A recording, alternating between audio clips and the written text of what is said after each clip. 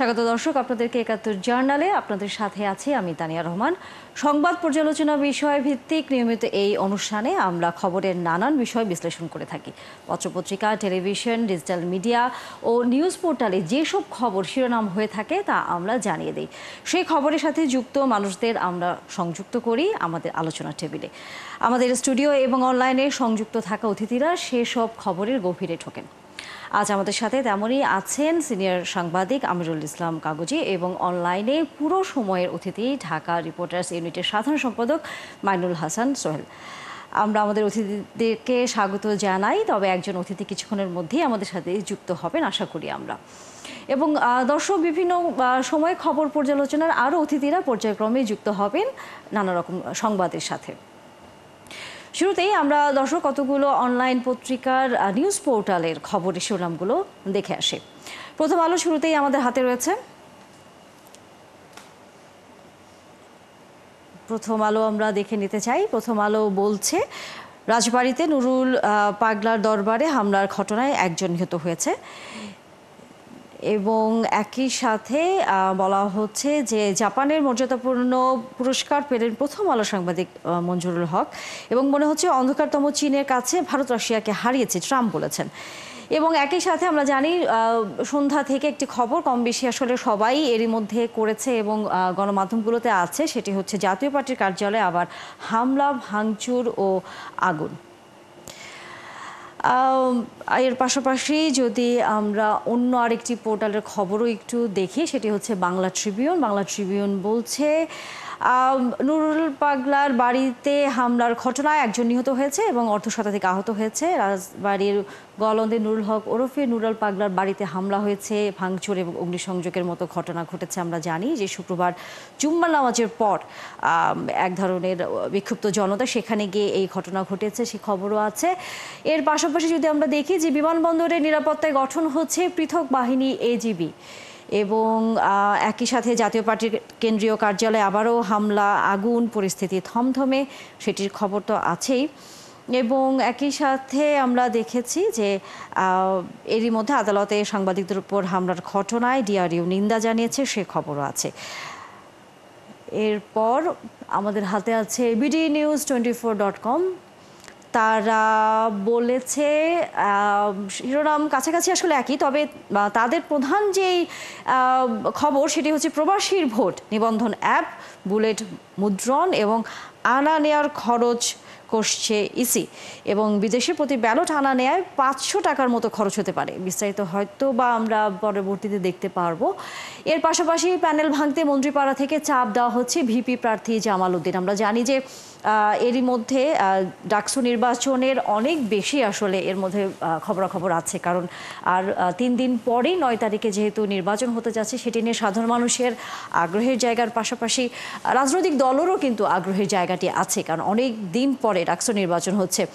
এর মধ্যে মাহিন সরকার চলে গেছে, শুধু তা নয়, অনেক প্রার্থীকে মন্ত্রীপাড়া সহ বিভিন্ন জায়গা থেকে চাপ প্রয়োগ করা হচ্ছে।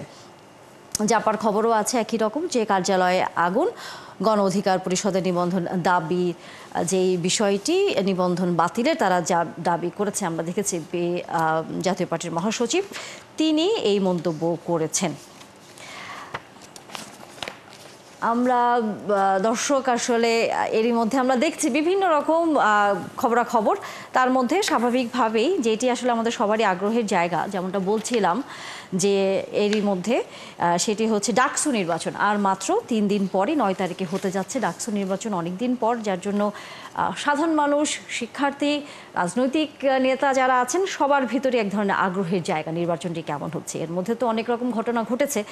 আমাদের এরই মধ্যে যুক্ত হয়েছেন অতিথি হিসেবে মাইনুল হাসান সোহেল, আমাদের সাথে সাধারণ সম্পাদক ঢাকা রিপোর্টার্স ইউনিটির, এবং আরও যদি আমরা আমাদের রিটার্নিং অফিসার ডাকসুর অধ্যাপক ডক্টর গোলাম রব্বানী, তিনিও যুক্ত হয়েছেন আমাদের সাথে, এবং একই সাথে শেখ তাসনিম আফরোজ ইমি, ভিপি প্রার্থী, তিনি প্রতিরোধ পরিষদের, তিনি হয়তো কিছুক্ষণের মধ্যে যুক্ত হবেন। আমরা হয়তো আরও একটু তার কাছ থেকে খবর জানবো।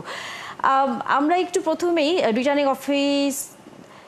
রিটার্নিং অফিসার অধ্যাপক ডক্টর গোলাম রব্বানী, আপনার কাছে একটু আসতে চাই। প্রথমত সেটি হচ্ছে, নির্বাচন বলা যায় আর 3 দিন পরে হতে যাচ্ছে, এবং একই সাথে নানা রকম ঘটনা, নানা রকম হচ্ছে আলোচনা এই নির্বাচনকে ঘিরে। যেটি আপনার কাছে জানতে চাই, এখন পর্যন্ত এই নানা ঘটনার মধ্যে নির্বাচন কতটুকু আপনার সবার কাছে একেবারেই নিরপেক্ষ এবং গ্রহণযোগ্য করে তুলবার মতো মনে করছেন? এবং নারী প্রার্থীদের বিষয়ে আসলে একটু কথা বলবার আছে, সেটি হচ্ছে যে নানা ধরনের বুলিংয়ের শিকার তারা হচ্ছেন, সেই বিষয়টি আপনারা কতটা নজরদারিতে রাখছেন? অনেক ধন্যবাদ।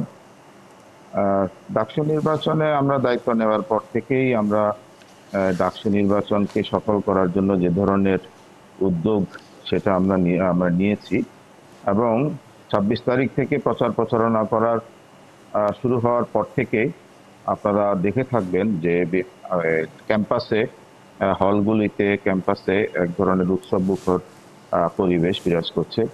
আমরা যে সব ক্রিয়াশীল যে সংগঠনগুলো ডাকসু এবং হল সংসদ নির্বাচন 2025-এ অংশগ্রহণ করছে, তারা প্রত্যেকেই প্রত্যেকের যে তাদের প্রচারণা তারা সেটি করতে পারছে। দু একটি বিচ্ছিন্ন ঘটনা তো আছেই, ঘটেছে, সেটাই বলতে পারবো, কিন্তু ওভারঅল যে ক্যাম্পাসের যে পরিস্থিতি, ক্যাম্পাসের যে প্রচার প্রচারণার বিষয়গুলো এবং লেভেল প্লেইং যে ফিল্ড, সেটি আমি বলবো যে সেটি খুব ভালো অবস্থায় আছে। আমরা প্রতিদিনই আমরা হলগুলো পরিদর্শন করছি, ক্যাম্পাসের বিভিন্ন জায়গাগুলো পরিদর্শন করছি। আজ কিছুক্ষণ আগেও যেটি কার্জন হল, ডক্টর জগন্নাথ হল সহ বিভিন্ন জায়গায় আমরা ঘুরেছি। তো আমরা সাধারণ ছাত্রছাত্রীদের কাছ থেকে, যারা ভোটার, তাদের কাছ থেকে যে রেসপন্সটা আমরা পাচ্ছি যে ওভারঅল পরিবেশ তারা খুব শান্তিপূর্ণ পরিবেশের কিন্তু কথাই এখানে তারা আসলে একটি বলছেন। বিষয় আছে, মানে দুটি প্রশ্ন আসলে আপনার কাছে, সেটা হচ্ছে যে প্রচারের ক্ষেত্রে অনেক নারী প্রার্থী তারা কিন্তু বলছেন যে তারা এক ধরনের বৈষম্যের শিকার হচ্ছেন, আর সাইবার বুলিংয়ের একটি বিষয় সামনে এসেছে। এই প্রসঙ্গে আপনার মতামত আমরা নিব, তবে যেহেতু আরেকজন অতিথি আছেন আমাদের সাথে, মাইনুল হাসান সোহেল, তার কাছ থেকে একটু যেতে চাই। ডাকসু নির্বাচন সামনে, প্রথমত আপনার প্রতিক্রিয়া জানাবেন, এবং একই সাথে সার্বিকভাবে আপনার কাছে কি মনে হয় যে এই নির্বাচনটাকে সামনে রেখে সামনের দিনের যে রাজনীতি বা নির্বাচন, জাতীয় নির্বাচন, সেখানে এক ধরনের কোনো ছায়া হতে পারে কিনা? মাইনুল হাসান। ধন্যবাদ, আপনাকে ধন্যবাদ। আসলে ডাকসু নির্বাচনটা এখন আমাদের দেশের জন্য আসলে টার্নিং পয়েন্ট, যে একটা জাতীয় নির্বাচনের আগে আমাদের একটা সুযোগ আছে বা দেখার সুযোগ তৈরি হচ্ছে যে আসলে নির্বাচনটা কতটুকু সুস্থভাবে করা সম্ভব। এবং জাতীয় নির্বাচনের আমি মনে করি না এর উপর অনেক কিছু নির্ভর করবে, কিন্তু বাস্তবতা হচ্ছে দেশে দীর্ঘদিন পরে একটি নির্বাচন হচ্ছে, যেটা জাতীয় ভাবেই একটা মানুষের আশা আকাঙ্ক্ষার প্রতিফলন এখানে আমি মনে করি। হয়তো জাতীয়ভাবে কোনো কিছু না, কিন্তু এটা বড় একটা জাতির জন্য একটা বড় একটা অংশ যে ডাকসু নির্বাচন হচ্ছে। তো এটা আমাদের মনে করি যে সবার জন্য একটা চাওয়া যে সুষ্ঠু একটি নির্বাচন হবে এবং ভালো একটি নির্বাচন হবে, এটা সবারই প্রত্যাশা। অবশ্যই সেই প্রত্যাশা আমাদের সবারই আছে। অধ্যাপক ডক্টর গোলাম রব্বানী, আপনার কাছে যে প্রশ্নটি ছিল। জি, অনেক ধন্যবাদ।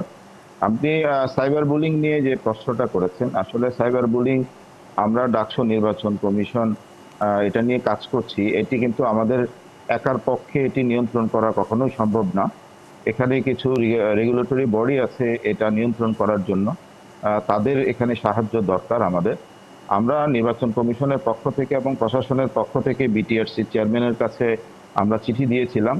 এখানে আমাদের শিক্ষার্থীদের পরিচালিত কিছু গ্রুপ এবং পেজগুলো আছে, সেগুলো নিয়ন্ত্রণ করার জন্য বা সাময়িকভাবে বন্ধ রাখার জন্য সেজন্য আমাদের একটা প্রতিনিধি দল বিটিআরসি চেয়ারম্যানের সাথে দেখাও করেছেন।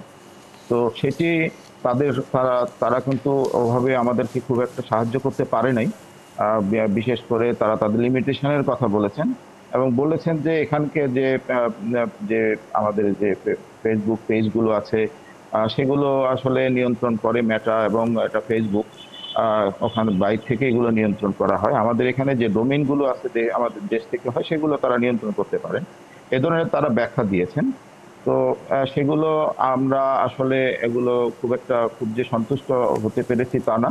কিন্তু আমাদের পক্ষ থেকে আমরা আমাদের এখানে যে নির্বাচন আচরণবিধি সংক্রান্ত টাস্কফোর্স আমরা গঠন করেছি, সেই টাস্কফোর্সের পক্ষ থেকে আমরা যে পেজগুলোতে বেশি সাইবার বুলিং হচ্ছে সেগুলোর অ্যাডমিনদের সাথে আমরা কথা বলেছি। এখানে অ্যাডমিনদেরকে আমরা আরেকটি বিষয় একটু আমরা জানবার আছে, সেটি হচ্ছে যে একটি তো বুলিং এর বিষয় হয়তো আপনি বলছেন, কিন্তু আর বাইরে যদি আমরা সাধারণ দৃষ্টিতে দেখি, সেটা হচ্ছে নারী প্রার্থীদের অন্যান্য নির্বাচনের সময় বা ডাকসুরি যদি আমরা ইতিহাসের দিকে একটু তাকাই, সেখানে নারীদের যে পরিমাণ অংশগ্রহণ বা আগ্রহের জায়গা ছিল, এবার কিন্তু সেটি আসলে ঠিক সেইভাবে নেই বলা যায়। যদি ছোট করে একটু পরিসংখ্যানের জায়গাটা বলি, যে 28টি পদে নির্বাচন হচ্ছে, প্রার্থী হচ্ছে 471 জন, তাদের মধ্যে নারী প্রার্থী হচ্ছেন মাত্র 62 জন। সেই হিসেব করে মোট প্রার্থী সংখ্যার মাত্র 13%। এটা আসলে কেন বলে আপনার কাছে মনে হয়? অনেক ধন্যবাদ।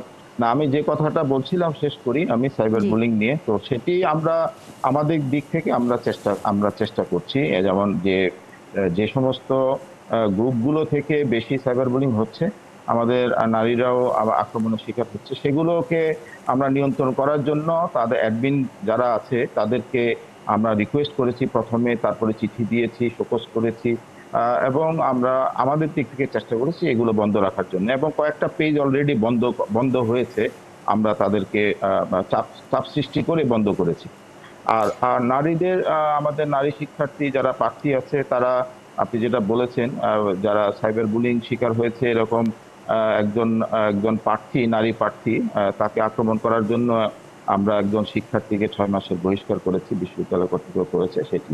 সুতরাং এটি আমরা চেষ্টা করছি, আমরা এটি নিয়ন্ত্রণ করার জন্য। আমি প্রথমেই বলেছি যে এটা সম্পূর্ণ নিয়ন্ত্রণ আসলে আমাদের পক্ষে করা সম্ভব না। আর আপনি যে প্রশ্নটা করেছেন যে 471 জন ডাকসুতে ইলেকশন করছে, এর মধ্যে 62 জন নারী প্রার্থী, এটি ঠিকই আছে। এবারে প্রয়োজনের আমরা যেভাবে যতটুকু ঢাকা বিশ্ববিদ্যালয়ে আশা করেছি যে এটা নারী প্রার্থীরা হয়তো আরো বেশি হবে, সেটি হয়ে ওঠেনি। এটার জন্য আসলে আমি বলবো যে যারা যারা ছাত্র সংগঠনগুলো আছে এখানে ক্রিয়াশীল, তারা তাদের প্রার্থী সংখ্যাটা তারা আরো বিবেচনা করতে পারতো। সেটি যদি করতো হয়তো তার সংখ্যাটা আরো বাড়তো। তবে আপনি যে সংখ্যাটা বলেছেন 62, এর পাশাপাশি কিন্তু আরো একটি হল সংসদ নির্বাচনের বিষয় আছে। সেখানে প্রত্যেকটা হলে 13 জন প্রার্থী আছে, এবং সেখানে 5টা হলে 5-13-65 জন, যদিও হ্যাঁ 5-13-65 জনের মতো, কিন্তু ওখানেও নারী প্রার্থী আছে। তো সব মিলিয়ে যদি আমরা বিবেচনা করি, শতাধিক নারী প্রার্থী কিন্তু ডাকসু এবং হল সংসদ নির্বাচনে তারা তাদের অবশ্যই। প্রার্থীতা দিয়েছে। মাইনুল তবে হাসান এটি সোহেল, আরো বাড়ানো আপনার কাছে কি মনে হয় যে এটি যে বাড়ানো যেত, সেই বিষয়টি রাজনৈতিক দলগুলো বা যারা নির্বাচনে লড়ছে তারা কেন আসলে ভাবেনি? না, সেটি এটি আমার প্রশ্ন হচ্ছে মাইনুল হাসান সোহেলের কাছে। ঠিক আছে। আহ, ধন্যবাদ। আসলে আমাদের 13%, এটা কিন্তু আমি মনে করি কম না। আমাদের নানাবিধ কারণে আপনি হয়তো দেখেছেন গত 15 বা 17 বছর দেশে নির্বাচনের পরিবেশ ছিল না। তো অ্যাকচুয়ালি এখানে নির্বাচনে 13% আমি মনে করি একেবারেই কম না। স্যার বলেছেন ইতিমধ্যে যে হলগুলোতে এই সংখ্যা আর একটু বেশি। আমি মনে করি এবার যদি সুষ্ঠুভাবে এবং লেভেল প্লেইং ফিল্ড গঠন করে যদি নির্বাচনটা হয়, আমি মনে করি আগামীতে এই নারীদের অংশগ্রহণের মাত্রাটা আরো বাড়বে। আমরা এটা 13% কিন্তু আমি মনে করি যে কম না, কারণ অন্যান্য সংগঠন বা অন্যান্য যেমন আমার ঢাকা রিপোর্টার্স ইউনিটি 21 সদস্য বিশিষ্ট কমিটি, সেখানে 2 জন। তো এভাবে আমি মনে করি যে অংশগ্রহণটা বাড়বে আশা করি। এটা এবার ভালোভাবে একটি নির্বাচন হলে হয়তো পরবর্তীতে নারীদের অংশগ্রহণটা বাড়বে।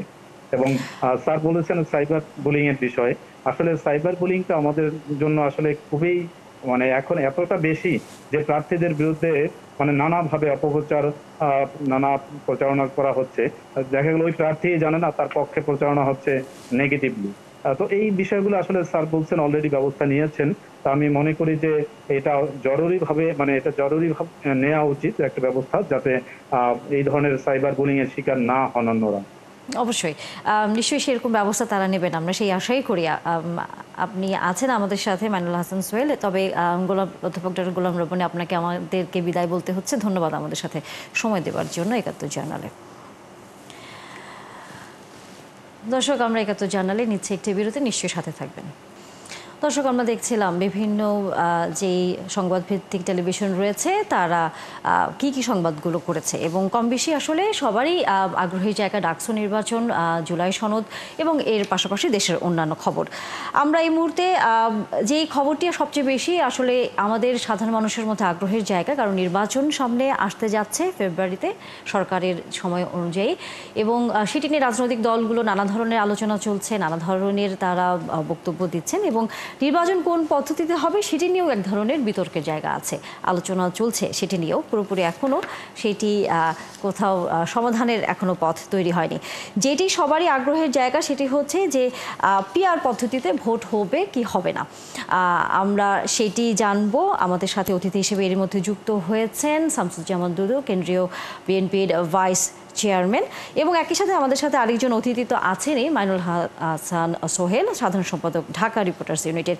আমরা যেতে চাই আমাদের অতিথির কাছে। আমাদের সাথে মাইনুল হাসান সোহেল যেহেতু যুক্ত আছেন, যেহেতু আপনি একই রকমই গণমাধ্যমে কাজ করেন, একই পেশায় আপনি আছেন, আপনি আরও আরেকটু হয়তো বিস্তারিত এটি আলোচনা করতে পারবেন যে পিআর পদ্ধতি নিয়ে যে অবস্থানে দাঁড়িয়েছে রাজনৈতিক দলগুলো, যে কেউ চাচ্ছে কেউ চাচ্ছে না। আপনার দৃষ্টিতে এটির সমাধান আসলে কিভাবে করা যায়? অ্যাকচুয়ালি পিআর জিনিসটা এখনো আমি না, আমাদের দেশের ম্যাক্সিমাম মানুষই এখনো পিআর সম্পর্কে আসলে ধারণা নেই। আমি মনে করি যে দীর্ঘদিন আমরা নির্বাচন থেকে দূরে ছিলাম, সো একটা সুযোগ আমাদের সামনে এসেছে এবং বর্তমান প্রধান উপদেষ্টা এবং বর্তমান সরকার যারা অন্তর্বর্তী সরকারে আছেন সবারই চাওয়া একটা নির্বাচন, এবং অলরেডি সেই রোডম্যাপে ঘোষণা করা হয়েছে। ইতিমধ্যে নির্বাচন কমিশনও প্রেস কনফারেন্স করে কবে নাগাদ নির্বাচন হবে সেটারও একটা রোডম্যাপ করেছেন, এবং হয়তো খুব শীঘ্র সেটা বলা হবে যে আমরা আগামী নির্বাচন, জাতীয় সংসদ নির্বাচন কবে হবে। তো আমি মনে করি যে এখন এই সংসদ নির্বাচনের আগে আগে এই পিআর নিয়ে আসলে জটিলতা তৈরি করে, এটা আমি মনে করি যে জটিলতা তৈরি হচ্ছে আসলে আমি মানে আমার মতে আসন ভাগাভাগি বা অন্যান্য ইস্যুতে হয়তো অন্যান্য দলগুলোর কিছু চাওয়া থাকবে, সেই বিষয়ে আসলে বড় কোনো দলের, যেমন বিএনপি এখন বড় দল, তার কাছে হয়তো কোনো কিছু চাওয়ার একটা বিষয় থাকবে, সেই হিসাবেই পিআর বিষয়টা আনা হচ্ছে। আসলে বাংলাদেশের মানুষ পিআর এখনো আমি মনে করি বুঝে না। সো পিআরটা আসলে ম্যাক্সিমাম দলও চায় না, হয়তো কয়েকটি দল চায়। তো আমার মনে হয় না পিআরটা আসলে বাস্তবায়ন করা সম্ভব এই সময়ের মধ্যে। অবশ্যই আমরা আপনার কাছে ফিরবো আবারও। আমাদের সাথে যেহেতু বিএনপির কেন্দ্রীয় ভাইস চেয়ারম্যান যুক্ত হয়েছেন শামসুজ্জামান দুদু, ধন্যবাদ আমাদেরকে সময় দেওয়ার জন্য। সেই পিআর পদ্ধতিতেই আসলে প্রশ্ন আপনার কাছেও। আপনারা দলের পক্ষ থেকে পিআর পদ্ধতির বিপক্ষে অবস্থান নিয়েছেন। যেটি আমাদের আরেক অতিথি বললেন যে আসন ভাগাভাগি নিয়ে হয়তো এক ধরনের রাজনৈতিক দলগুলোর ভেতরে, যেহেতু নির্বাচন সামনে আসতে যাচ্ছে, সেটি নিয়ে আলোচনা হচ্ছে বা চিন্তা ভাবনা হচ্ছে। পিআর পদ্ধতিও কি অনেকটা সেই আসন ভাগাভাগির প্রক্রিয়ার মধ্যে পড়ে গেল? জি, আপনাকে ধন্যবাদ। আমার দুজন সহযোগী যে আলোচক আছেন তাদেরকে শুভেচ্ছা। পিআর অতি সম্প্রতি, খুব বেশি দিন থেকে এটি আলোচনায় আসে নাই আমার কাছে যেটা মনে হয়েছে। তো প্রথাগত যে নির্বাচন ব্যবস্থাটা এখনো পর্যন্ত আছে সাংবিধানিক ভাবে, সেটা দীর্ঘ প্রায় 100 বছরের একটি প্রক্রিয়া। তো সেই প্রক্রিয়ায় আজকে আমি যে পত্রিকাতে দেখলাম, অনলাইন পত্রিকাতে, যে জামাতে ইসলাম তার থেকে জানানো হয়েছে, সম্ভবত তাদের দায়িত্বশীল নেতৃত্বে বলেছেন, যদি জনগণ না চায়, এই প্রথম এই কথাটা শুনলাম, তাহলে তারা পিআরএস না হলেও তার ইলেকশন করবে। জামাত বাদে আর যারা দাবি করছে এর আগে ইলেকশন করলো, তাদের পার্লামেন্টে কখনো কোনো সিটে তারা যায় নাই বা পায় নাই।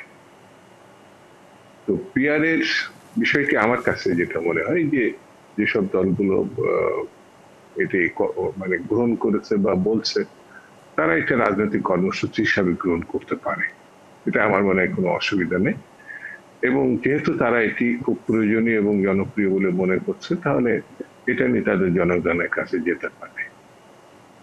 তো যদি যায়, তাহলে এই জনপ্রিয়তা তারা যেহেতু দাবি করছে তাহলে তারা জয়লাভ করবে আমার ধারণা, যদি এটি পিয়ার খুব জনপ্রিয় একটি প্রসঙ্গ হয়ে থাকে, যেটা শেখ মুজিবুর রহমান ৬৬-তে ৬ দফা ঘোষণা করেছেন, তখন ৬ দফাকে গ্রহণ করে নাই। বিশেষ করে বামপন্থীরা এটাকে সিআইর দলিল বলে মনে করেছিল, কিন্তু শেখ মুজিবুর রহমান সাহেব এটি 70 ইলেকশনের আগ পর্যন্ত জনগণের কাছে নিয়ে গেছে এবং অনেকে মনে করে 70 নির্বাচনে তার জয়লাভের অন্যতম কারণ ছিল ৬ দফা। তো এরকম এখন যারা মনে করছেন পিয়ার খুব গুরুত্বপূর্ণ এবং খুবই জনসমর্থন পেতে পারে, তাদের উচিত হচ্ছে এটি প্রসঙ্গটিকে নিয়ে জনগণের কাছে যাওয়া। যদি সেটি গ্রহণযোগ্য হয় তাহলে জনগণ নিশ্চয়ই পিয়ার অ্যাকসেপ্ট করবে এবং আপনি বলছেন যে জনগণের মতামতটা নিয়ে আসলে এপিআর পদ্ধতির বিষয়ে যারা আগ্রহী তাদের আসলে এক ধরনের অবস্থানে যাওয়া। আমি আপনার ঠিক এই জায়গা থেকেই আরেকজন অতিথি যুক্ত হয়েছেন, তার কাছে প্রশ্ন রাখতে চাই। আপনার অনেকটা এখন যেখানে দাঁড় করাই দিলেন সেটা এরকম যে দেওয়ালে লেখা থাকে না, এখানে প্রস্রাব করিবেন না, আপনি না শব্দের আগেই আপনাকে বন্ধ করেছেন, তার মানে এখানে প্রস্রাব করিবেন। পিয়ার যদি আপনাদের আগ্রহ না থাকে জানা, তাহলে আপনারা কেন বা এই রাত বিরেতে ডাকবেন? না না না, আমরা অবশ্যই আপনার প্রসঙ্গ না এটা আপনি আলোচনায় করতে দিবেন, মানে পিয়ারের পক্ষের আপনি মানুষ কিনা আমি জানি না, পিয়ারটা কেন মানুষ অ্যাকসেপ্ট করবে, সেটি যারা চাচ্ছে এটি বাস্তবায়ন করতে, আমরা আসলে তাদের কাছ থেকে ওই কথাটা একটু শুনে আসতে চাই, তাদের আসলে যুক্তিটা কি। এনসিপির একজন যুগ্ম সদস্য সচিব ফরিদুল হক তিনি যুক্ত হয়েছেন আমাদের সাথে, আমরা তার কাছে ওই প্রশ্নটা রাখতে চাই। ফরিদুল হক, একটু বলবেন পিআর পদ্ধতি আপনারা কেন চাচ্ছেন? জি, ধন্যবাদ আপনাকে এবং আমার সম্মানিত দুজন সহ-আলোচক আছেন তাদেরকে এবং দর্শকরা যারা শুনছেন এবং পরবর্তীতে শুনবেন তাদেরকেও শুভেচ্ছা জানাচ্ছি। পিআর পদ্ধতি আমরা চাওয়ার ভিতরে একটা বিষয় একটু ক্লিয়ার করা দরকার, আমরা কিন্তু 2 হাউজে পিআর পদ্ধতি চাইনি, আমরা শুধু আপার হাউজে পিআর পদ্ধতি চেয়েছি এবং লোয়ার হাউজে এখন যেভাবে আগে যেভাবে নির্বাচন হতো ওইভাবেই আমরা চেয়েছি। আপার হাউজে আমরা কেন চেয়েছি? আপার হাউজে চেয়েছি হচ্ছে যে যদি আগের মতো করে লোয়ার হাউজে নির্বাচন হয় এবং লোয়ার হাউজে আসনের ভিত্তিতে সংরক্ষিত আসনে যেভাবে আসন বন্টন হতো, আসনের প্রপোর্শন অনুযায়ী সংরক্ষিত আসনে যেভাবে আসন বন্টন হতো, তাহলে আসলে আপার হাউসের কোনো দরকার নেই। কেন? কারণ আপার হাউস তখন লোয়ার হাউসকে কোনো রকম চেক অ্যান্ড ব্যালেন্স করতে পারবে না। তার মানে হচ্ছে যে কয়টা আসন আপনার লোয়ার হাউসে আছে সেই অনুযায়ী আসন আপনার আপার হাউসেও আছে, এতে করে কোনো চেক অ্যান্ড ব্যালেন্স তৈরি হবে না। আমরা আপার হাউস চাওয়ার যে জায়গাটা সেটা হচ্ছে মূলত পার্লামেন্টের ভেতরে যাতে একটা চেক অ্যান্ড ব্যালেন্স পজিশন তৈরি হয়। কেন? কারণ আমরা দেখেছি গত 50 বছরে বিভিন্ন সময় বিভিন্ন ভয়ঙ্কর আইন পার্লামেন্টে তৈরি হয়েছে। ডিজিটাল নিরাপত্তা আইনের মতো আইন পার্লামেন্টে তৈরি হয়েছে। কুইক রেন্টাল দিয়ে ধরেন মনে করেন একটা রাজনৈতিক গোষ্ঠীকে কিংবা একটা মাফিয়া গোষ্ঠীকে লক্ষ লক্ষ কোটি টাকা পাবলিক মানি দিয়ে দেওয়ার ব্যবস্থা করা হয়েছে, কিন্তু এগুলোকে আটকানোর কোনো ব্যবস্থা ছিল না। এই আইনগুলো যখন তৈরি করা হচ্ছে এগুলোকে আটকানোর কোনো ব্যবস্থা ছিল না। দ্যাটস ওয়াই আমরা বলেছি যে আপার হাউসে পিআর লাগবে, নয়তো এই আপার হাউস কোন রকম কোনো ফাংশন করবে না। কেন? কারণ আপনার যে কয়টা আসন লোয়ার হাউসে আসে সেই কয়টা আসন যদি আপার হাউসে থাকে তাহলে আপার হাউস লোয়ার হাউসকে কোনো চ্যালেঞ্জ করতে পারবে না এবং তাতে করে যেটা হবে যে ওই সংরক্ষিত আসনের মতো করে যদি আপনি আপার হাউস করেন তাহলে এটা শুধু পাবলিক মানির অপচয় হবে। মানে 100টা আপার হাউসের 100 যদি সিট হয়, 100 এমপির পেছনে বছরে আমাদের কত টাকা খরচ হবে, সেই টাকাটা তো পাবলিক মানি।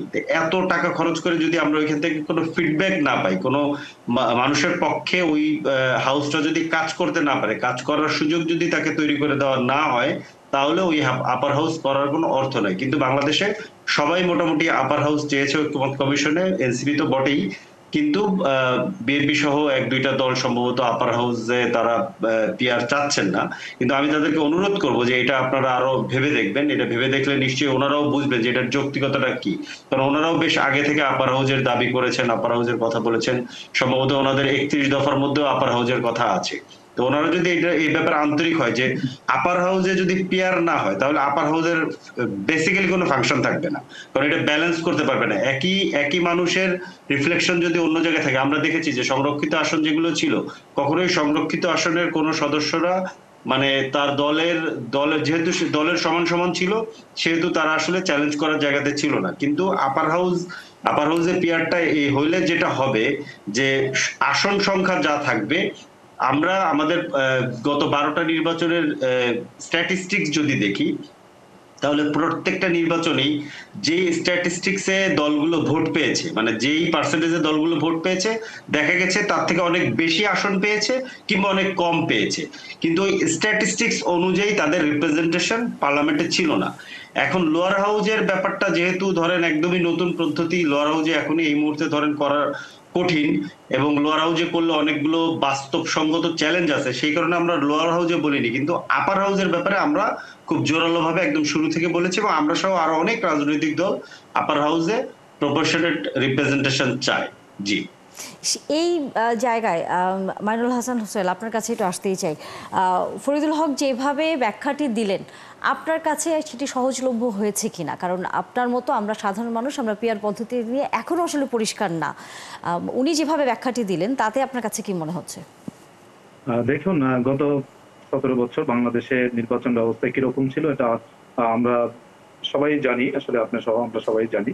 তো এখানে এখন সবার চাওয়া একটি নির্বাচন। এখন যদি আমরা এই পিয়ার নিয়ে বাকযুদ্ধ করি প্রত্যেক দিন এবং দেখা যায় যে পিয়ার নিয়ে আমরা নির্বাচন বিরোধিতা বা নির্বাচন পিছিয়ে দেওয়া, অলরেডি শামসুজ্জামান দুদু ভাই বলেছেন যে জামাত কিন্তু আজকে বলেছে, হ্যাঁ।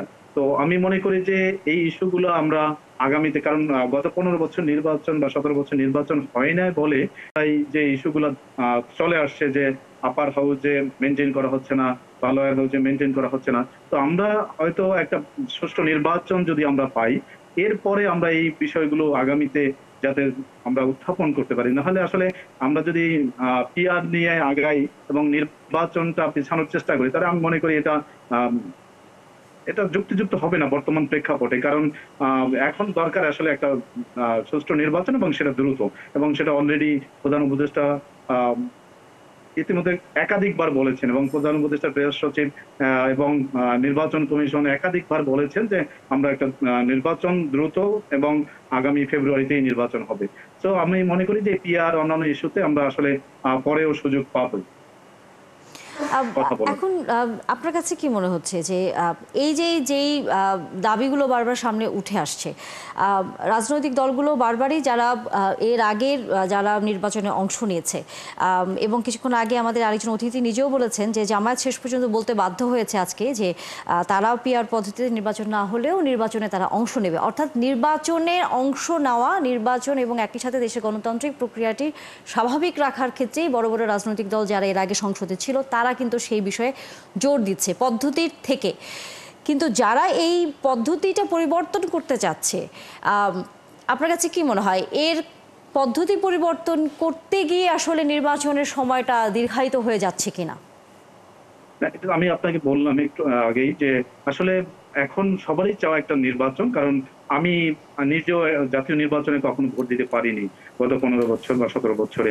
তো সবারই মানে একেবারে আপনার গ্রামীণ সেই খেটে খাওয়া মানুষ থেকে শুরু করে যারা ঢাকাতে আছি, আমরা ভালো পেশায় আছি, ভালো জায়গায় আছি, সবারই একটা প্রত্যাশা যে একটি নির্বাচন এবং দ্রুত নির্বাচন, সেটা অলরেডি রোডম্যাপও ঘোষণা করা হয়েছে। তো আমি মনে করি যে আসলে এই পিআর থাকবে, পিআর হয়তো পরবর্তীতে আলোচনায় আসতে পারে, কিন্তু এখন সবারই একটা প্রত্যাশা থাকা উচিত, সবারই মানে চিন্তা করা উচিত একটা জাতীয় নির্বাচন যাতে সুষ্ঠুভাবে একটা নির্বাচন হয়, কারণ মানুষ মানে মুখিয়ে আছে ভোট দেওয়ার জন্য। এনসিপির যুগ্ম সদস্য সচিব ফরিদুল হক, আপনি আছেন, যে কথাটি সবাই আসলে বারবারই বলছে যে নির্বাচনটা হবার ক্ষেত্রে সবাই মুখিয়ে আছে, সবাই চায় একটি সুষ্ঠু নির্বাচন যেন হয়। সেখানে পিআর পদ্ধতিতে না গিয়ে যেভাবে নির্বাচন হয় এর আগে হয়ে এসছে, সেটাতে করতে আপনাদের আসলে সমস্যাটা কোথায়? জি, আমি অন্যভাবে একটু বলি, মানে সবাই বলতে আসলে কারা মুখিয়ে আছে যেসব রাজনৈতিক দলগুলো আছে আপনাদের বড় বড় রাজনৈতিক দলগুলো যারা নির্বাচনের আগে অংশ নিয়েছে, এভাবে বললে আরো ভালো। কিন্তু আমি যেটা বুঝি বাংলাদেশের জনগণ গত 1 বছর ধরে সংস্কারের জন্য মুখিয়ে আছে, এবং সংস্কার এবং নির্বাচনকে যারা ক্ষমতায় যেতে চান, যারা মনে করেন যে তারা ক্ষমতায় চলে গেছেন, তারা আসলে মুখোমুখি দাঁড় করাচ্ছেন। নির্বাচন হচ্ছে সংস্কারের অবশ্যম্ভাবী ফলাফল। নির্বাচন নির্বাচন হবেই। সংস্কারের কথা বলে কেউ নির্বাচনকে পেছাচ্ছে না। এবং মানে দ্রুত নির্বাচন হয়ে গেলে বাংলাদেশে একটা সমস্যার সমাধান হয়ে যাবে, এরকম তো না। মানে আমরা তো সংস্কারের জন্য দীর্ঘদিন ধরে কাজ করতেছি এখানে, এবং যেই কথাগুলো বলা হচ্ছে অ্যাজ ইফ হঠাৎ করে আজকে একজন বলতেছেন যে এইগুলো বলে এখন কোনো নির্বাচন পেছানোর চেষ্টা করা হচ্ছে। মানে কি এগুলো আজকে বলা হয়েছে? তার মানে আমাদেরকে একটু খেয়াল করতে হবে যে কবে থেকে কোন আলোচনা কিভাবে চলতেছে, তাহলে আমরা এটা বুঝতে পারবো। এই কোনো কথাই নতুন করে বলা হয়নি। যখন একদম সংস্কার কমিশনগুলো গত ডিসেম্বরে গঠন হয়েছে, তখনই প্রত্যেকটা রাজনৈতিক দল এবং বিভিন্ন পক্ষ সংস্কার প্রস্তাবগুলো রাজনৈতিক দল ঐক্যমত কমিশনগুলোকে দিয়েছে। এরপর ঐক্যমত কমিশন গঠন হয়েছে।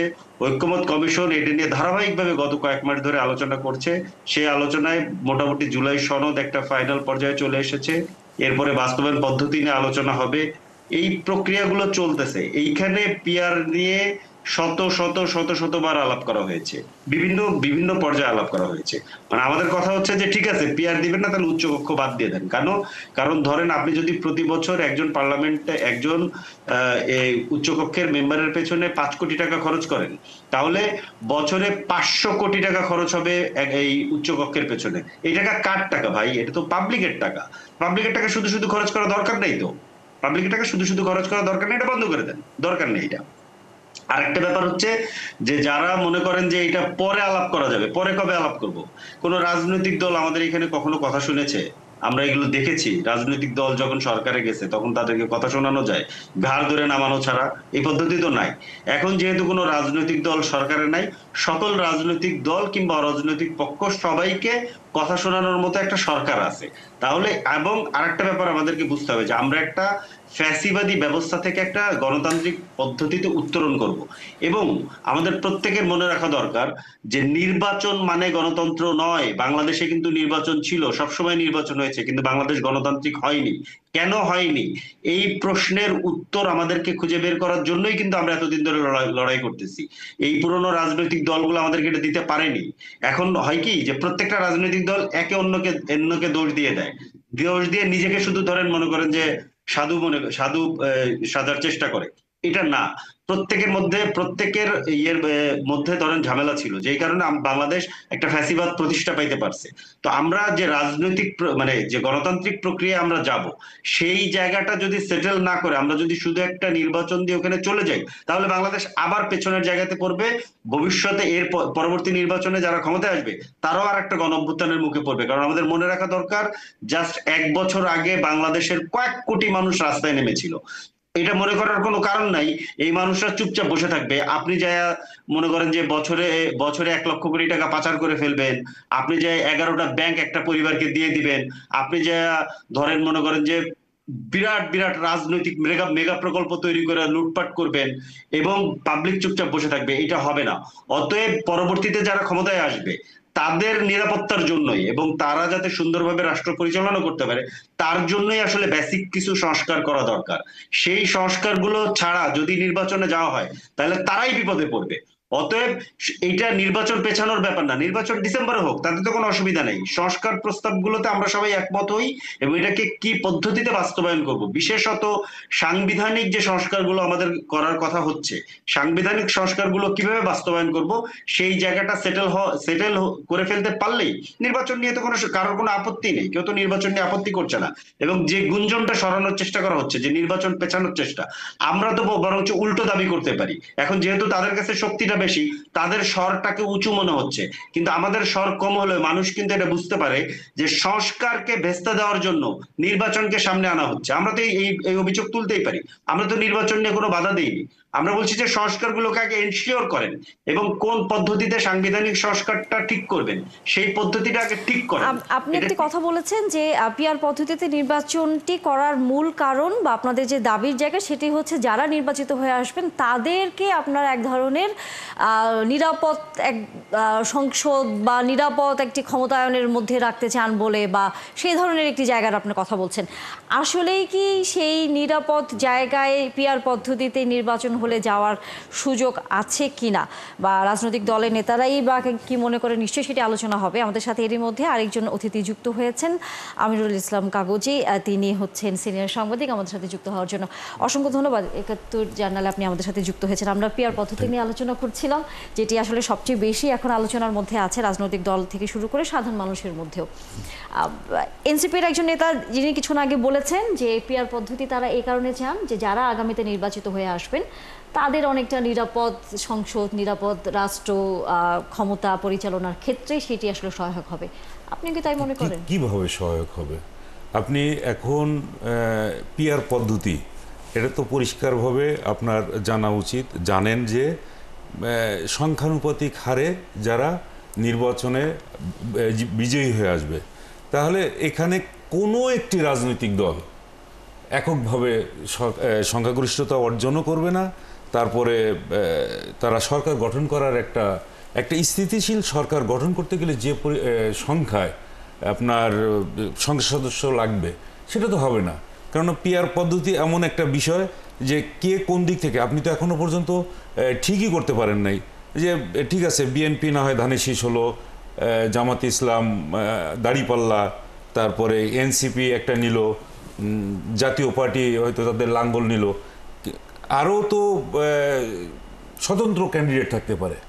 স্বতন্ত্র ক্যান্ডিডেটকে কিভাবে আপনি কাউন্ট করবেন? তাদের সংখ্যানুপাতিকটা আপনি কিভাবে হিসাব করবেন? সেটা তো এখনো তাদের স্বতন্ত্র কোনো ক্যান্ডিডেটকে তো আপনি বলছেন না সারা দেশে যে ৩০০ আসন আছে, ৩০০ আসনে ৩০০ জন স্বতন্ত্র ক্যান্ডিডেট আছে, আপনি ইউনিক একটা ফিগার দিতে পারছেন না। তাহলে সেটাও এখনো পর্যন্ত আনসেটেলড। ২ নম্বর হচ্ছে যে আপনি ঘুরে ফিরে পিআর পদ্ধতিতে নিয়ে যাচ্ছেন যে পৃথিবীতে আমাদের সামনে মডেল কি, আমেরিকা, যুক্তরাজ্য, ইন্ডিয়া, যে সমস্ত দেশে এখনো পর্যন্ত এই স্বাভাবিকভাবে যারা সংখ্যাগরিষ্ঠতা অর্জন করবে নির্বাচনের মধ্য দিয়ে তারাই সরকার গঠন করবে এবং সেই সরকারগুলো স্থিতিশীল হয় এবং ডেভেলপমেন্টের ক্ষেত্রেও সেই দেশগুলো টিকে থাকে। আপনি এই হিসাব করে দেখেন, ইতালিতে যখন মুসোলিনির বিদায় হলো তখন তারা ওই পিআর পদ্ধতিতে নির্বাচন করলো। কোনো অবস্থাতেই এত দেখা গেলো 2 বছর বা 2 মাস, 2 বছর না 2 মাস পরে একজন তাদের যে সংখ্যানুপাতিক হারে যেহেতু মানে তাদের কিছু এমপি আছে, এমপিকে সরাই নিয়ে গেল, নেওয়ার পরে সে সরকার নেই। সকালবেলায়, রাতে প্রধানমন্ত্রী, সকালবেলায় যখন উঠলো তখন তারা চেয়ার নেই। 2 নম্বর হলো যখন দেখলো যে কিছু কিছু মানুষের তো কিছু থাকবে, সংসদ সদস্য থাকবে, তাদের সংখ্যা থাকবে, তারা তখন হয়তো একদিন দাবি করে বসলো আমাকে স্বরাষ্ট্র মন্ত্রণালয় না দিলে আমি আপনাদের সাথে থাকবো না, চলে গেল। মানে প্রতিনিয়ত আপনাকে একটা জটিলতার মধ্যেই ফেলে দিল। আপনি কোথায় সংস্কার করবেন ওই পদ্ধতিতে? কেউ কি আপনার সংস্কারের জন্য এগিয়ে আসবে? কেননা আপনি তো নিজেই আপনার চেয়ার ঠিক রাখতে পারছেন না। আর আপনি যে মুহূর্তে পিআর পদ্ধতিতে নিয়ে যাবেন, এখন বলে যে অনেকেই যে নমিনেশন বিক্রি করা হয়, অনেক কিছু বিক্রি করা হয়, আর পিআর পদ্ধতিতে গেলে পরে তখন নিশ্চিতভাবে কে কোন দলে কয়টা সংসদ সদস্য পাচ্ছে সেইগুলো কিন্তু আরও বিক্রি করার জন্য একজন এক একটা দল তখন ওই সংসদ সদস্য বিক্রি করার একটা হাট বসাইতে পারবে। তাহলে এই যে সিস্টেমগুলোর কথা বলা হচ্ছে, এই সিস্টেমগুলো তো পরীক্ষিত, এমন না যে পরীক্ষিত না। পরীক্ষা করে দেখা গেছে এই সমস্ত দেশে, যে সমস্ত দেশে পিআর পদ্ধতিতে নির্বাচন হয়েছে, সেই দেশগুলো কখনোই স্থিতিশীলতা আনতে পারে নাই এবং সেই দেশগুলোতে এখনো পর্যন্ত ডেভেলপমেন্টে যায়নি। এই আমাদের পাশে নেপালেও তো ওই একই অবস্থা হয়েছিল। তারা কয়দিন সরকার গঠন করছে, 1 বছরের মধ্যে 5-7 বার তাদের সরকার পরিবর্তন হয়ে গেছে। তাহলে তারা এই সংস্কার করবে কখন? মানে সরকার নিয়ে বসতেই যেখানে পারে না, সেই না বসার মধ্যেই আপনার সংস্কারগুলো আসে কোথা থেকে? ঠিক এই জায়গায় আমি আমাদের সাথে যেহেতু এনসিপির একজন যুগ্ম সদস্য সচিব আছেন, তার মন্তব্য নিয়ে নিতে চাই। নিশ্চয়ই আপনি আমাদের অতিথির বক্তব্য শুনেছেন। জি জি, আমি শুনেছি। কাগজি ভাইকে শুভেচ্ছা, উনি বোধহয় পরে জয়েন করেছেন, উনি আমার শ্রদ্ধার মানুষ।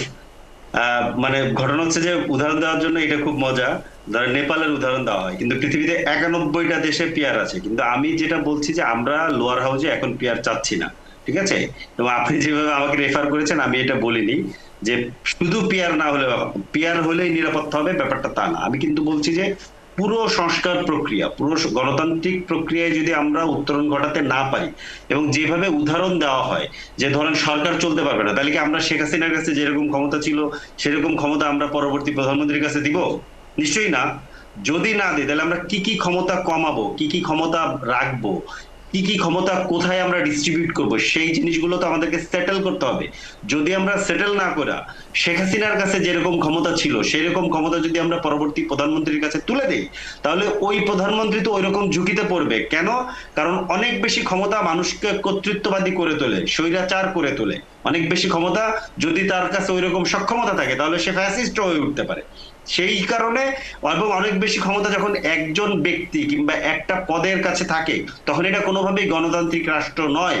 আমাদের জায়গাটা হচ্ছে সেইটা। আমরা বলছি যে একটা গণতান্ত্রিক প্রক্রিয়া যদি আপনি স্টার্ট করেন তাহলে পরবর্তী সরকার চালাতে যারা আসবে তারাও নিরাপদ থাকবে। আমার প্রশ্নটা এটা কিন্তু পার্টিকুলারলি পিয়ার নিয়ে না। আর পিয়ার নিয়ে আমি এর আগে আমার কথা বলেছি যে আমরা আপার হাউজে পিয়ার চাই। যদি আপার হাউজে পিয়ার না হয় তাহলে এই আপার হাউস করার কোনো দরকার নেই, কারণ শুধু শুধু আমার বছরে 500-600 কোটি টাকা খরচ হবে এবং এইটার কোনো ফায়দা হবে না, কারণ আপার হাউস কোনো ব্যালেন্স করতে পারবে না লোয়ার হাউসকে।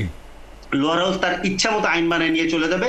সেই আইন এমনকি এমন হইতে পারে যে ধরেন আপনার মনে করেন বিদ্যুৎ কেন্দ্রগুলোকে বসায় বসায় বছরে 50,000 কোটি টাকা দিয়ে দেওয়া হচ্ছে, কিংবা ডিজিটাল নিরাপত্তা আইন করে ফেলতেছে যেই আইনের বলে 14 বছরের ছেলেকে জেলে পাঠানো হয়েছে।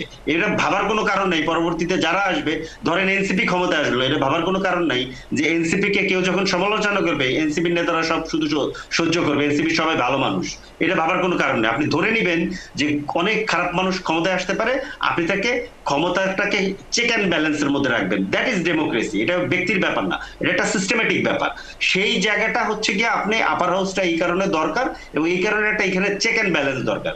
যদি আপার হাউসে আমরা পিয়ার না চাই তাহলে এটা করারই দরকার নেই আমি বলে মনে করি। কিন্তু আপার হাউসে পিয়ার কিন্তু বিএনপির 31 দফার মধ্যে আছে।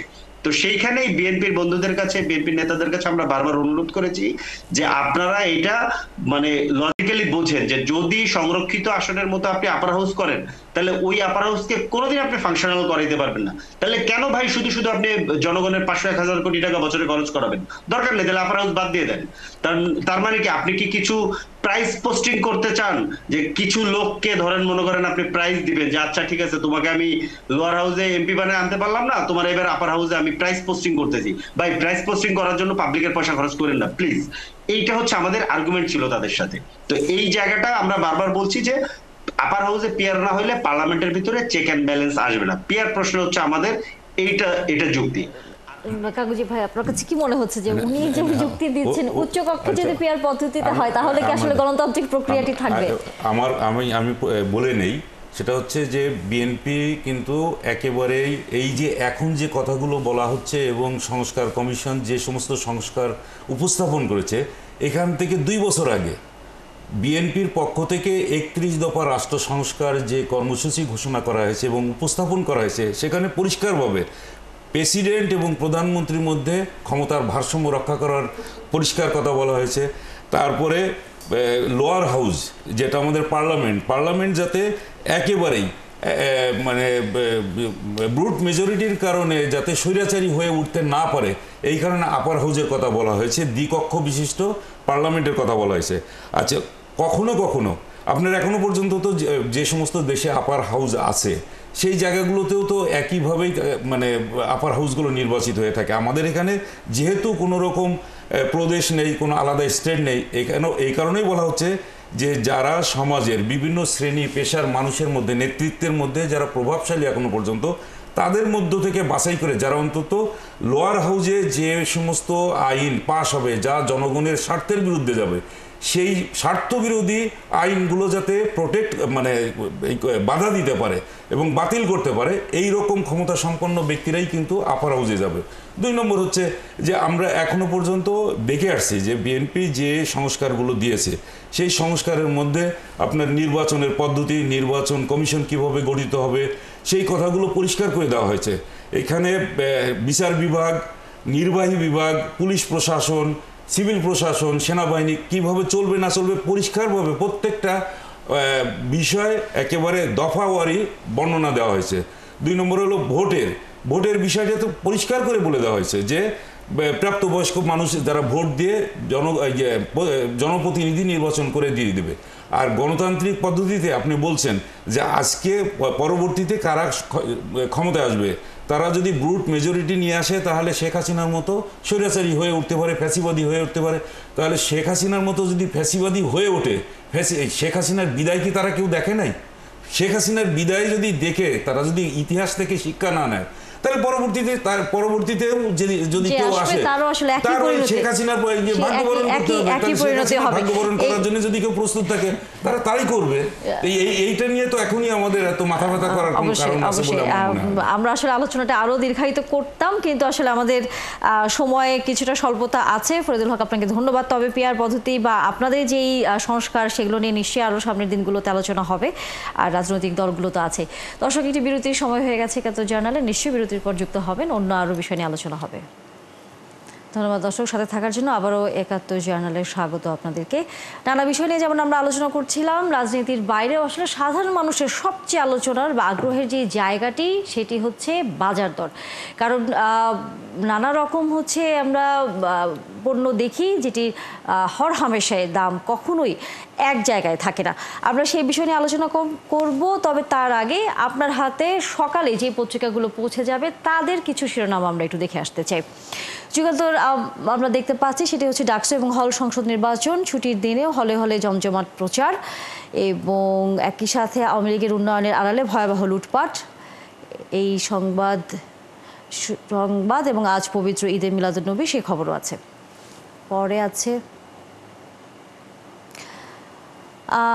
Daily Observer, government move to buy 280 luxury cars triggers debate, এবং একই সাথে এটি খুব সম্ভবত রাজবাড়ির ঘটনা।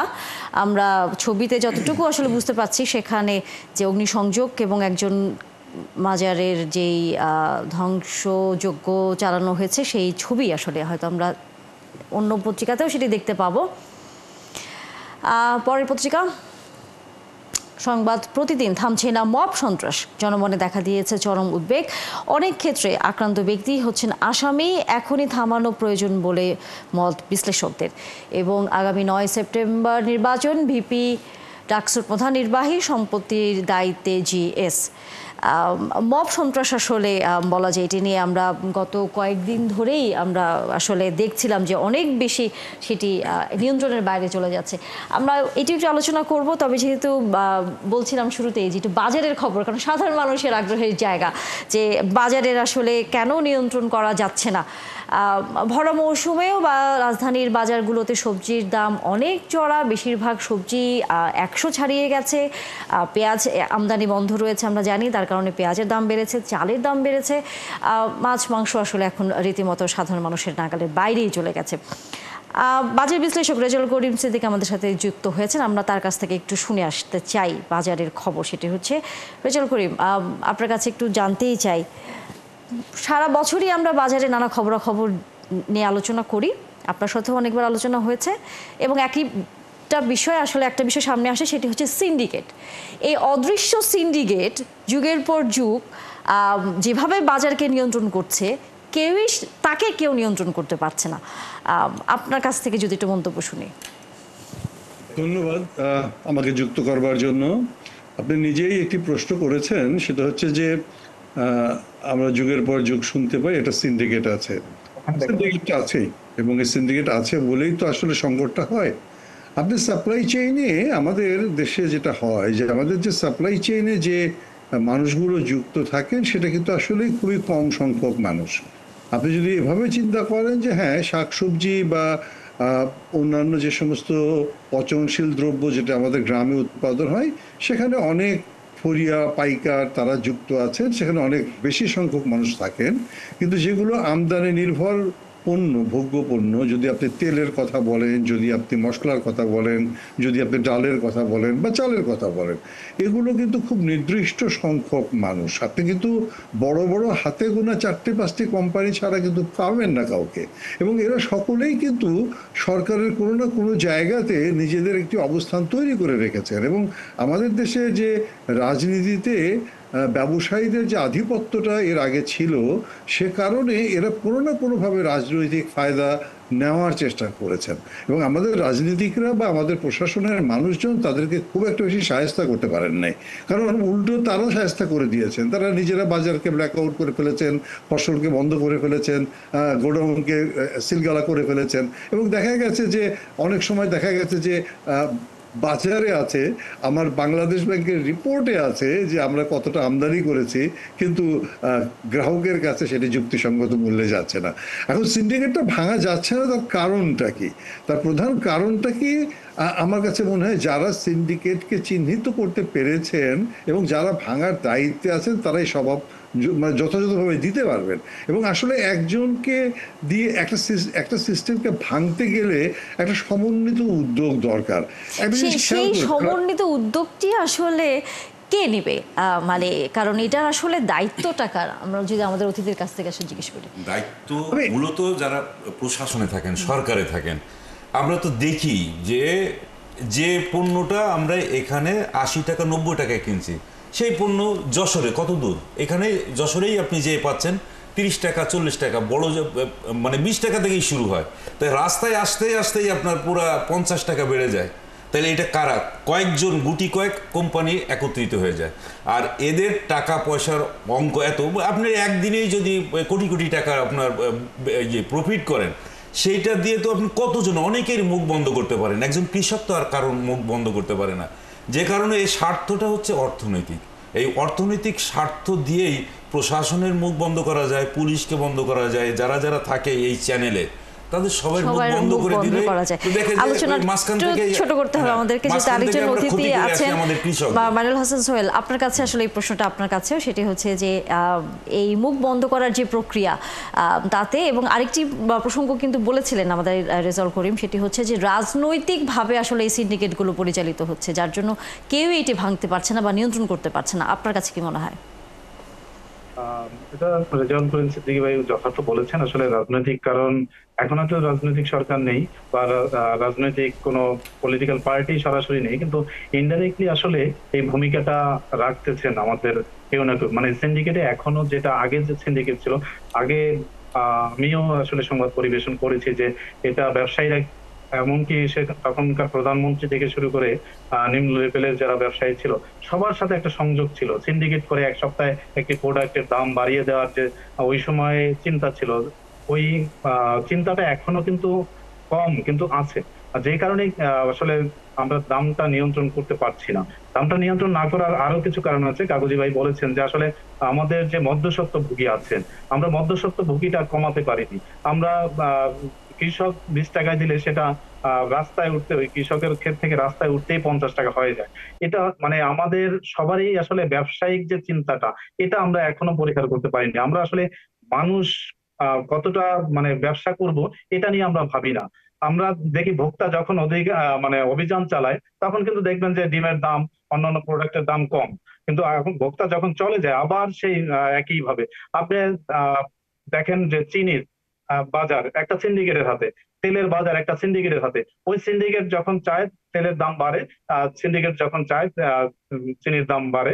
এভাবেই আসলে এটা নিয়ন্ত্রণ করা আসলে আমি মনে করি যে আমি একটু যুক্ত করতে চাই, বা যদি আপনি আপত্তি না করেন, আমি ছোট্ট একটা উদাহরণ দেই। আমাদের কয়েকদিন আগে আমাদের নিরাপদ খাদ্য কর্তৃপক্ষ বলল এবং আমাদের সংবাদ মাধ্যমে বলল যে মিনিকেট বলে কোনো চাল নেই। এবং মিনিকেট বলে কিন্তু আসলেই কোনো চাল নেই, কারণ মিনিকিট বা মিনিকেটের যে উৎপত্তি বা তার যে বিষয়টা আমরা যদি দেখতে পাই, সেটা হচ্ছে এটি একটি শতাব্দী জাতের ধান এবং এটি ভারত থেকে দেওয়া হয়েছিল মিনিকিট হিসেবে, এবং সেইটাকে মিনিকেট চাল হিসেবে আমরা চালিয়ে দিয়েছি। খুব ভালো কথা, এটা একটা প্রতারণামূলক পন্থা যখন নাকি মিনিকেট বলা হয়, কারণ মিনিকেট মানে চিকন চাল। এখন ইন্টারেস্টিং বিষয়টা দেখেন, যখন আমরা এটাকে নিয়ে দেখলাম যে ভোক্তা অধিকার এটাকে নিয়ে মানে অভিযান পরিচালনা করবে, নিরাপদ খাদ্য কর্তৃপক্ষ বলল যে প্রতারণামূলক এই ধরনের পণ্য বিপণন করা যাবে না, তখন আমার বাণিজ্য মন্ত্রণালয় নতুন করে নির্দেশ দিল এটাকে নিয়ে ব্যবসায়ীদেরকে হয়রানি করা যাবে না। আপনি যদি এভাবে চিন্তা করেন যে তাহলে সিন্ডিকেটটা কোথায়, আমি কি আমার ভেতরে নিজেরা সিন্ডিকেটকে লালন পালন করছি বা কারো দ্বারা প্রভাবিত হচ্ছে কিনা, আমি কাউকে দোষারোপ করতে চাই না, আমি খালি বলতে চাই মনোজগতের ভেতরে সিন্ডিকেটকে আমরা মানে তৈরি করে রেখেছি। এবং আমি বলছি যে না, সেখানে আসলে সাধারণ মানুষ ভুক্তভোগী। রেজাউল করিম, ধন্যবাদ আপনাকে। নিশ্চয়ই আবারও কোনো কৃষি বিষয় আপনার সাথে এবং বাজারের বিষয়ে কথা হবে। আমাদের সাথে যেহেতু দুজন অতিথি আছেন এবং দুজনেই যেহেতু সাংবাদিকতার পেশার সাথে, স্বাভাবিকভাবেই যে এই বিষয়টা নিয়ে একটু আলোচনা করতে চাই কাগজ ভাই আপনার কাছে প্রথমে, সেটি হচ্ছে মব সন্ত্রাস, যেটি ভয়াবহ আকার ধারণ করেছে, কোনোভাবেই নিয়ন্ত্রণ করা যাচ্ছে না। আপনি নিজেও বিরতিতে আসলে কথা বলছিলেন যে রাজবাড়ী যে ঘটনাটা ঘটেছে, এবং আরেকটি কথা যদি একটু বলি সেটা হচ্ছে যে আজকে দুপুর থেকে বা সন্ধ্যার দিকে সেটি জাতীয় পার্টিরও একটা, এটা হয়তো রাজনৈতিক, কিন্তু সেখানে তাদের যে মহাসচিব তিনি কিন্তু বলছেন যে যারা আসলে দেশের বিভিন্ন জায়গায় নানাভাবে মব তৈরি করে তাদেরকে কখনোই ধরা হয় না, আইনের আওতায় আনা হয় না, বরং যাকে মব করা হলো, যাকে ভিকটিম করা হলো, তাকে নানাভাবে এক ধরনের আইনি হয়রানি করা হয়। পরিস্থিতি আসলে কি দেখছেন? আমি আসি, আপনি প্রথমে যে কথাটা বললেন সেটা হচ্ছে রাজবাড়ির এই ঘটনা, একটা পাগলার মাজার, মানে যে ওই মাজারে থেকেই তার একটা, যেহেতু মাজারে যা যা হয় সেই কাজগুলোই করেছে, তার একটা দরবার আছে, দরবার শরীফ, সেই দরবার শরীফের আছে নুরাল পাগলা। তো এই পাগলা মারা যাওয়ার আগে তার ওই যে সাগরের যারা আছে শীর্ষ সামন্ত, তাদেরকে বলে গেছে যে আমার কবরটা তোমরা এইভাবে দিবা, সেইভাবে দিছে। তো এখন এইটা পছন্দ হয়নি, পার্শ্ববর্তী যে আর একটা মাজার আছে, আর একটা দরবার শরীফ আছে, স্বার্থটা কিন্তু দুই দিকে স্বার্থ। এখন ওইখানে কিভাবে কবর দিবে, কবর দেওয়ার পরে সে তার ইমান আকিদা আছে, এই কমিটি যারা করেছে সেটা হচ্ছে ইমান আকিদা সংরক্ষণ কমিটি নাকি। তো এই কমিটি যে তারা একটা লোকের অধিকারটাকে হরণ করছে, তাকে মানে কিভাবে তারা বিচার করে এই বলবে যে এইভাবে কবর দিলে ইমান ঠিক থাকবে বা অন্যভাবে কবর দিলে, বা এইটা কি সিদ্ধান্ত নেওয়ার এই প্রকৃত সংগঠন কি এইটা? ইমান আকিদা যারা এই যে সংগঠনটা এখানে হামলা করেছে বা আগুন দিয়েছে, এরাই কি প্রকৃত কোনো সংগঠন? কেন তারা একেবারে গত কয়েকদিন ধরেই কিন্তু এই ঘটনাটা মানে চাউর হচ্ছে যে কিভাবে তারা ওইখানে হামলা করবে অথবা তাদেরকে নিবৃত করবে যে এইভাবে কবর দিও না।